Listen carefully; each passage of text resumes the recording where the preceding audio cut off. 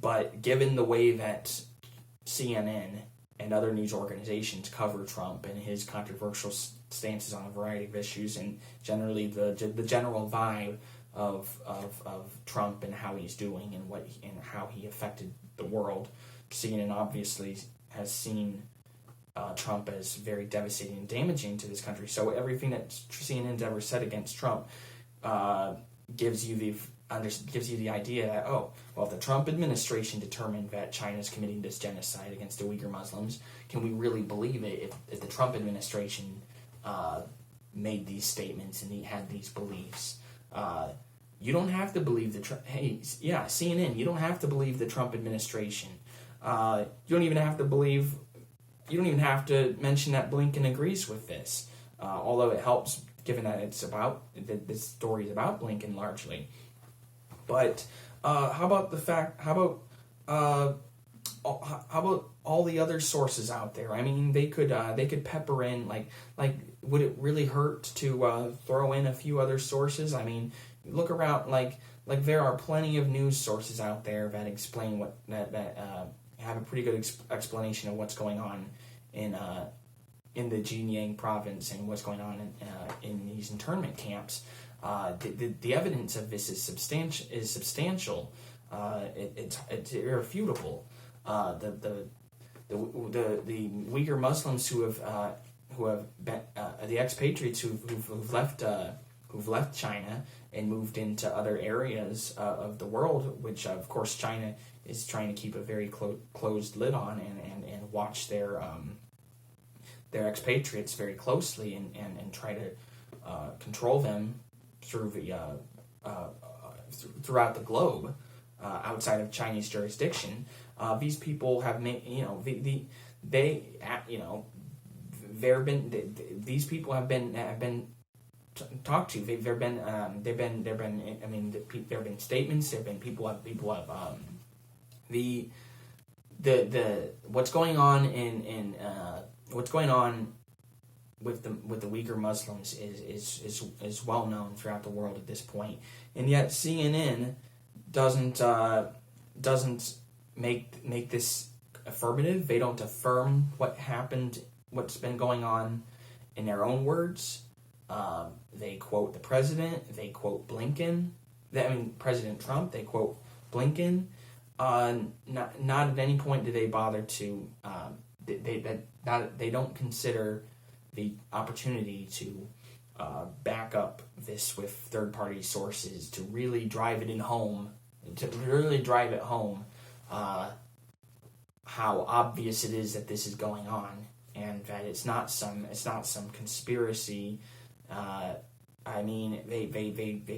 could take this opportunity, but again, I question CNN's incentives, and I question their motives here, because they want to be informative, but they also don't really want to ruffle China's feathers. Again, CNN is not any kind of independent news source. They're corporately owned. Their parent company is AT&T. They've been if they say the wrong thing about China, China will retaliate. And AT&T is one of the biggest companies in the world. I'm sure that there are ramifications that'll harm AT&T, and at the detriment, and they will act accordingly and react accordingly at the detriment of a misinformed mass of Americans who want to know what's going on in those parts of the country. Again, CNN gets some of the basic details right, and they got some direct quotes from Blinken and the foreign minister of China, but they really dropped the ball on giving some very basic context that they don't even have to,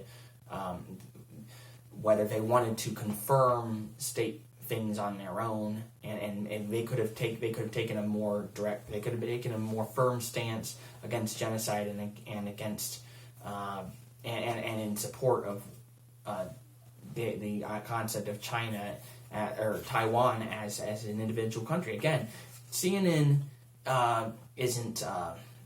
CNN is not the United States. The United States government can't make those kind of statements. They have to be very careful with China in making those kind of statements. They can have a backdoor line. They can have a secret. They can have a unofficial alliance with Taiwan, but they can't make these statements officially.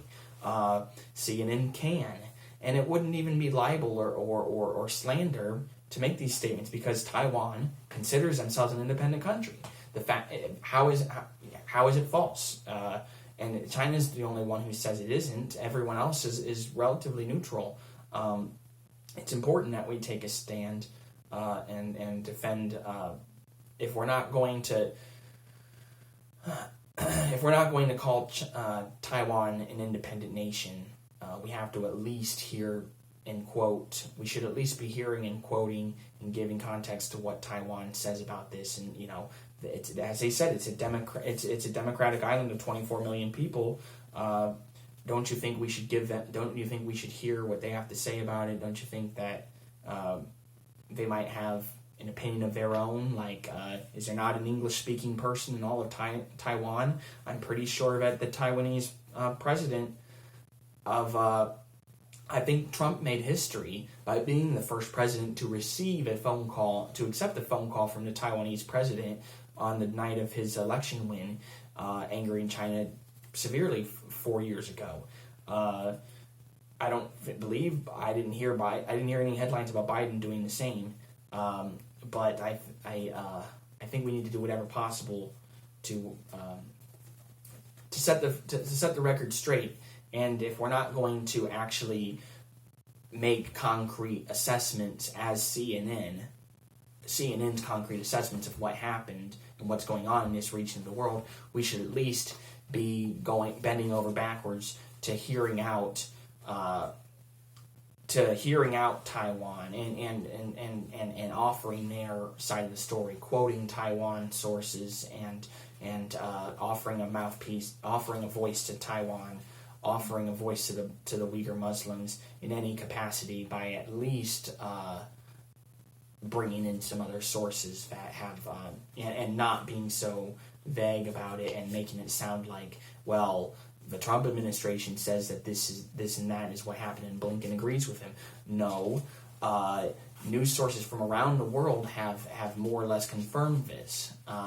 Uyghur Muslims have fled and are seeking refuge around the world. They're not just. I mean, it's crazy that CNN could be so vapid and so uninterested in what does CNN believe in? Do they believe in anything other than Trump is evil and Trump is bad? I would like to see CNN have a backbone just once and stand up for what's right. And they say they believe in I mean, let's see them actually. Let's see them actually take a stand for democracy and for minorities when it might cost them politically and financially. Let's see CNN take a stand when it's not easy. They won't. All right, well, thank you guys.